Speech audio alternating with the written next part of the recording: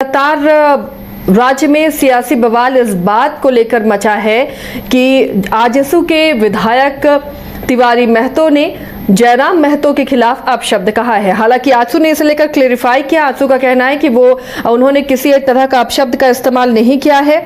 ये AI treated video है और इसे लेकर जेल केम में काफी नाराजगी देखी जा रही है और कई जगहों पर तिवारी महतो का पुतला भी दहन किया गया। और जेल केम ने यह भी कहा था कि अगर माफी नहीं मांगते हैं तो एफआईआर दर्ज कराई जाएगी। और अब जेल केम ने एफआईआर दर्ज करा दी है तिवारी महतो के खिलाफ। जेल केम के राष्ट्रीय उपाध्यक्ष सूरज इस वक्त हमारे साथ जुड़े हुए हैं। सूरज जी, आपका स्वागत है न्यूज बायोस्कोप में। तो अब जेल केम ने जो कहा था कि अगर माफी नहीं मांगते हैं तो एफआईआर दर्ज कराई जाएगी विधायक के खिलाफ, एफआईआर आपने दर्ज करा दी है?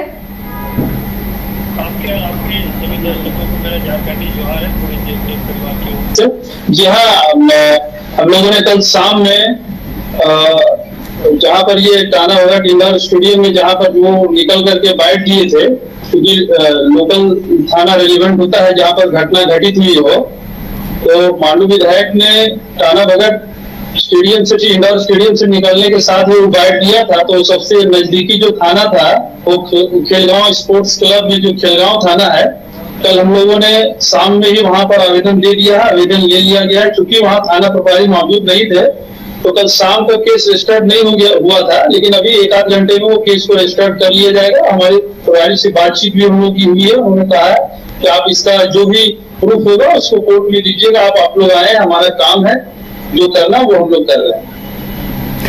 हालांकि आजसू ने स्पष्टीकरण दिया था कि उन्होंने ऐसा नहीं कहा है एआई जनरेटेड वो वीडियो है या ट्वीटेड वीडियो का उन्होंने बात कही थी। क्या इस बारे में? देखिए इस पर देखिए सबसे बड़ी बात यह है कि अभी आजकल परिचलन हो गया है कि आप ऐसे डिजिटल प्लेटफॉर्म पर किसी को गाली दीजिए, तर्कसंगत अभद्र भाषा का प्रयोग करिए और बाद में ये कहना कि यह मेरा आवाज नहीं है या मेरा वीडियो नहीं है या मेरा साउंड नहीं है, तो हम समझते हैं कि तिवारी जी को इसका जवाब कोर्ट में देना होगा। तो पब्लिक में देने से कोई फायदा नहीं है। आप किसी को मां बहन कर लीजिएगा और बाद में कहिएगा कि एआई रिकॉर्डेड है, ये है, फलाना ढिमका है, तो हम लोग सब सुनने वाले नहीं है। आपने किसी का मान सम्मान लिया है, आपको कोर्ट तक आना होगा और हो सके तो ऐसे ऐसे विधायकों को बिल्कुल ऐसे बर्खास्त करना चाहिए। क्या लगता है सूरज जी आपको, आखिर इस तरह से अपशब्द का क्यों इस्तेमाल किया? क्या खतरा उन्हें लग रहा है जयराम महतो से या जेल केम से? देखिए, जब आपकी विचारधारा बहुत सब्जेक्टिव हो जाएगी, अगर आप किसी भी चीज को ब्रॉड माइंडेड होकर के नहीं सोचेंगे, आप बहुत चीजों को बहुत फिकल माइंडेड होकर के सोचेंगे, आपको जब लगेगा कि झारखंड राज्य में जहां आबादी 3.5 करोड़ है, हम सिर्फ और सिर्फ एक समुदाय की राजनीति करने आए हैं, पूर्वी समाज की राजनीति करने आए हैं, तो अगर आप छोटी विचारधारा को लेकर के आएंगे तो आपका माइंड फटने लगेगा। आज पूरा जो पूर्वी समाज का जो कोर वोटर है वो जयराम जी की तरफ शिफ्ट हो गया है। इन लोगों को फूल माला पहनाने वाला कहीं मिल नहीं रहा है। इसका केंद्रीय अध्यक्ष से लेकर के जितना भी मतलब कार्यकर्ता से लेकर के सब अपने आप को बाजार में उपेक्षित महसूस करता है। राजनीति का जो अखाड़ा होता है वो जनता का प्यार होता है। आप जब जनता के बीच में जाते हैं और आपको आदर, सम्मान, प्यार और इज्जत, तरजीह नहीं मिलता है, वही तरजीह जो आज से 15 साल 20 साल पहले आपको खूब मिलता था, लोग वही है, गांव वही है, आदमी वही है, आपको कहीं कोई फूल माला नहीं, कोई इज्जत प्रतिष्ठा नहीं, सारा लोग जेल केम के लोगों को ढूंढ रहे हैं, तो आप खिसियाए बिल्ली खंबा ऊंचे, वही कहानी है। इन लोगों को कोई पूछने वाला नहीं मिल रहा है तो जयराम जी को टारगेट किया जा रहा है। इन लोगों को ये ताकत और ये हैसियत भी नहीं है क्योंकि विचारधारा में दम नहीं है। आजसू अपने एग्जिस्टेंस में आने के बाद कितना वैश्य समाज को अपने तरफ जोड़ पाया है, कितना फॉरवर्ड क्लास के लोगों को जोड़ पाया है, कितना मुस्लिम समाज के लोगों को जोड़ पाया है। ये चूंकि ये पार्टी एकदम से एक जगह सेंट्रलाइज हो गई और चूंकि हमारा केंद्रीय अध्यक्ष उसी समुदाय से है, सारा वोटर शिफ्ट हो गया है, लेकिन हमारे पार्टी में ये है कि हम लोग जैसे लोग हैं, जैसे मैं सूरज कुमार से हूँ, वैश्य समाज से हूँ, हमारे अल्पसंख्यक समाज के जो अध्यक्ष है सेंट्रल कमेटी में वो लोग दूसरे हैं, हर जाति का समावेश है। हम लोग आगे प्रायोरिटी में इस पर रखे हैं कि हमारी पार्टी में किसी भी जाति, किसी भी धर्म, किसी भी पंथ से लोग आएंगे, उनको बराबर प्रायोरिटी दी जाएगी। तो मुश्किल ये है आजसू पार्टी की कि आजसू पार्टी जो सोचती थी कि कुर्मी समुदाय का एक लौता हम लोग भगवान है, तो लोगों ने इसको अब मानना बंद कर दिया है तो ये लोग अब समझ बूझ नहीं आ रहा है, दूसरा समुदाय में कुछ पार्ट बचा नहीं है, एक समाज था जो जयराम जी के ऊपर पूरा शिफ्ट हो चुका है।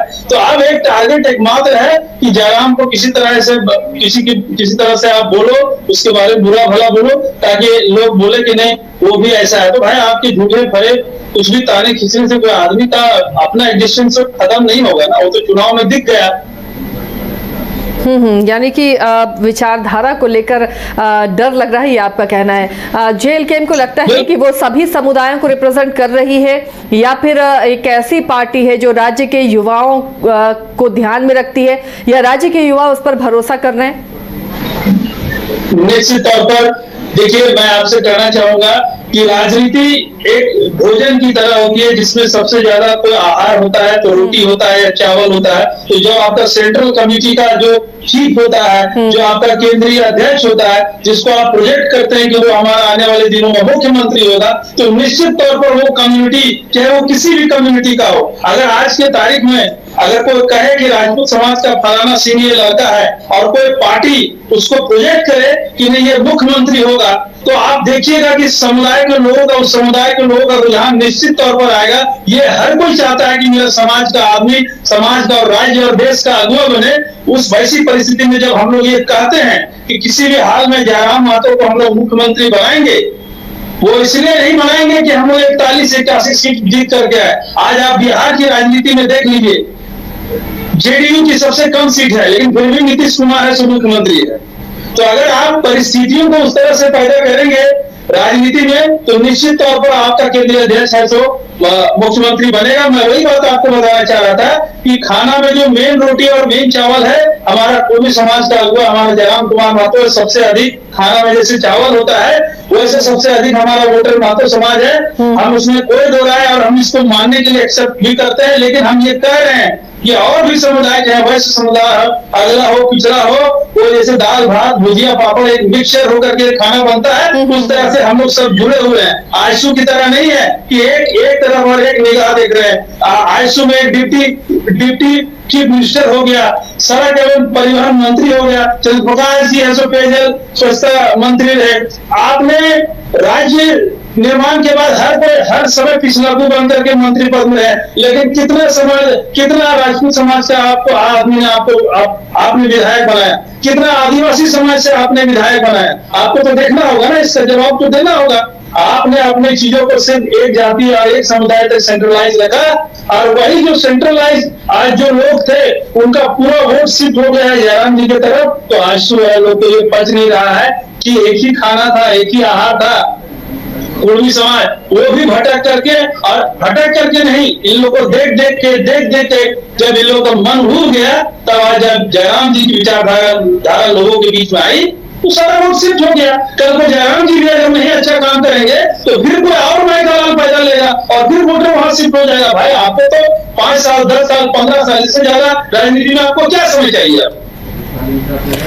सूरज जी, ये जो राजनीति में इस तरह के अपशब्द हैं कोई नई बात नहीं है। झारखंड के कई ऐसे नेता हैं जिनके ऐसे वीडियोस वायरल हुए हैं, या कहीं के भी जो राजनेता है इस तरह की अगर अभद्र भाषा का इस्तेमाल करते हैं किसी भी दूसरे राजनेता के लिए, क्या इस तरह की राजनीति होनी चाहिए? राजनीति का स्तर बहुत गिरता हुआ अब नहीं दिख रहा।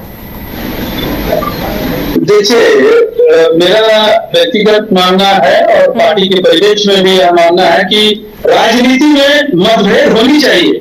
जितना ज्यादा पॉलिसी मेकिंग पर मतभेद होगा उतना अच्छा चीज जनता के बीच में परोस के आएगा, लेकिन ये पॉलिसी मेकिंग मतभेद होना चाहिए। ये पर्सनलाइज और स्पेसिफिकेशन के साथ ये मतभेद नहीं होना चाहिए कि मेरा व्यक्तिगत से कोई तिवारी महतो से दुश्मनी है, मेरा व्यक्तिगत से सुदेश जी के साथ दुश्मनी है। नहीं, मेरा ना ही आजसू पार्टी से कोई दुश्मनी है, ना ही सुदेश जी से कोई दुश्मनी है हमारी, और ना ही तिवारी जी से हमारी कोई दुश्मनी है। हमारी विचारधारा की दुश्मनी है। मेरी दुश्मनी इस मतभेद से है कि जब आप रघुवर दास के समय में अलायंस में थे तो आपने इस बात को क्यों स्वीकार किया कि 1985 है सो यहाँ का पैमाना होना चाहिए डोमिसाइल नीति का?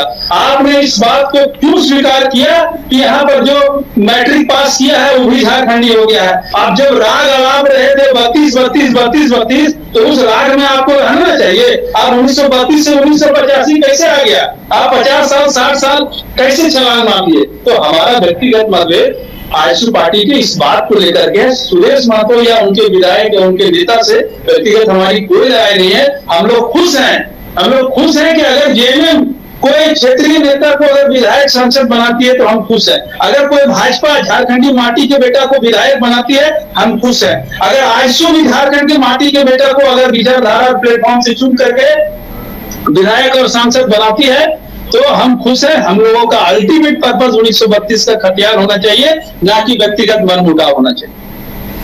चलिए, एफआईआर के बाद क्या सूरज जी किसी का भी कॉल आया कि क्यों एफआईआर किया गया इस तरह से? एक चीज मैं आपको बताऊं मैडम, मैं आपको स्पष्ट रूप से एक चीज बता देना चाहता हूं कि पूरे झारखंड में कमोबेश कल बहुत सारे थाना में आवेदन दिए गए। मैं इससे कहीं गुरेज नहीं करता हूं कि पता नहीं कितना एक आवेदन देना होता है, एक सनहा होता है, एक एफआईआर का लॉन्च होना होता है। लेकिन मैं आपको जानकारी के लिए ये बात बता दूं कि आजसू पार्टी ने जितना छोटा काम किया है, मैं आपको एक और बात जानकारी के लिए आपके चैनल के माध्यम से बता दूं कि जो टाना भगत इंडोर स्टेडियम में जहां पर यह कार्यक्रम था, टाना भगत का मतलब क्या है? आपने आदिवासी सुना होगा, मूलवासी सुना होगा, सलान सुना होगा, आपने झारखंड में गैर जनजाति और मूलवासी सुना होगा आपने, लेकिन आपने टाना भगत शब्द का मतलब आप नहीं जानते। टाना भगत वो थे, हमारे झारखंड के वो महापुरुष थे जिनका दर्जा राष्ट्रीय पटल पर जिस तरह से गांधी जी का है, जो अहिंसा के रास्ते पर बिना लड़ाई किए हुए अहिंसा के पथ पर जाकर के जिस तरह से गांधी जी ने हम लोगों को आजादी दिलाने का काम किया, in the same manner Tana Bhagat वो थे। वो एक ग्रुप ऑफ लीडरशिप था जो कि अहिंसा को मानता था। टाना भगत का एक भी इतिहास नहीं है कि उन्होंने तीर से किसी को मारा हो, लाठी से मारा हो, लेकिन टाना भगत का ये इतिहास है कि जब कांग्रेस अधिवेशन में गांधी जी यहाँ पर आए थे तो टाना भक्तों ने रामगढ़ में आकर के उनका स्वागत किया था और कोटली में उनको पैसा दिया था कि आपके अहिंसा वाले रास्ते के साथ हम लोग हैं। तो टाना भगत का इतना स्वर्णिम इतिहास है पूरे झारखंड में। जिस तरह दूसरा महात्मा गांधी जो हुए महात्मा गांधी, और पहला महात्मा गांधी राष्ट्रीय इतिहास में बिरसा मुंडा को बोला जाता है, और दूसरे गांधी हुए जो महात्मा गांधी हुए। तो ठीक उसी तरह से महात्मा गांधी के विचारधारा को जिन्होंने मतलब राष्ट्रीय पटल पर और झारखंड के पटल पर लाया, वो टाना भगत थे। तो मैं आजसू के उन नेताओं से पूछना चाहता हूं कि आप मंदिर में जाते हैं तो शराब पीते हैं क्या? आप मंदिर में जाते हैं तो मांस मदिरा खाते हैं क्या? तो जब आप टाना भगत इंडोर स्टेडियम में गए थे तो यही हिंसाबाजी करने गए थे, मां बहन करने गए थे। अरे टाना भगत का मतलब क्या है? आप आजसू क्या कोई नेता को पूछिएगा कि टाना भगत का क्या रोल रहा है झारखंड में? अगर उन लोग सही बता दिया तो आपको हम बताएंगे, आप कहिएगा कि इन लोगों को कितना अकल है। सिर्फ एक्सटॉर्शन का पैसा से, रंगदारी का पैसा से कोई विधायक सांसद बन जाएगा तो नेतागिरी ज्यादा दिन नहीं चलेगा मैडम, वो खत्म हो जाएगा। 2 साल 5-10 साल में विलुप्त हो जाएगा। लेकिन अगर आप आइडियोलॉजी पर चलेंगे तो हो सकता है विधायक सांसद कम ज्यादा हो, लेकिन वो आइडियोलॉजी आपकी जीवित रहेगी। आजसू ने आइडियोलॉजी को बिल्कुल एकदम धरे से हटा दिया है। मैं इस बात को मानता हूँ, इस बात को स्वीकार करता हूँ कि सुदेश जी स्वीट स्पोकन आदमी हैं, चीजों को समझते हैं क्या बोलना नहीं बोलना। लेकिन हमारा ये कहना है कि बाप कितना ही अच्छा हो, अगर बेटा लंगटा पैदा हो जाए तो बाप की छवि पर तो बात आएगी ना। तो यानी सिर्फ ये लड़ाई और आपत्ति विनोद तिवारी महतो से है और उन्हें लेकर ही जेएलकेएम की आपत्ति है, उनके शब्दों को लेकर आपत्ति है, पर्सनल कोई लड़ाई नहीं है, ये जेएलकेएम का कहना है। फिलहाल आवेदन दे दिया गया है और विधायक के खिलाफ शिकायत कर दी गई है। सूरज जी, बहुत बहुत शुक्रिया हमारे साथ जुड़ने के लिए और अपनी बातें रखने के लिए। तो जेएलकेएम को नाराजगी है जिस तरह से तिवारी महतो ने जयराम महतो के लिए अपशब्द का जो इस्तेमाल किया है। उन्होंने कहा कि माफी मांगे वरना एफआईआर दर्ज की जाएगी, तो माफी नहीं मांगी तिवारी महतो ने, जिसके बाद एफआईआर के लिए आवेदन दिया गया है जेएलकेएम की तरफ से। और सीधे जेएलकेएम का कहना है कि विचारों की लड़ाई है और इस तरह के अपशब्दों का राजनीति में कोई स्कोप नहीं है, राजनीति में कोई स्थान नहीं है। और अब जेएलकेएम तमाम लोगों की पार्टी है, लेकिन आजसू अपने आप को सिर्फ सीमित कर चुकी है और इसलिए ये बौखलाहट में इस तरह का बयान दिया गया है। हालांकि उन्होंने ये भी कहा कि सुदेश महतो बहुत सुलझे हुए नेता हैं, लेकिन तिवारी महतो ने जिस तरह से जो बयान दिया है वो नाकाबिले बर्दाश्त है और ये जेएलकेएम बर्दाश्त नहीं करेगा।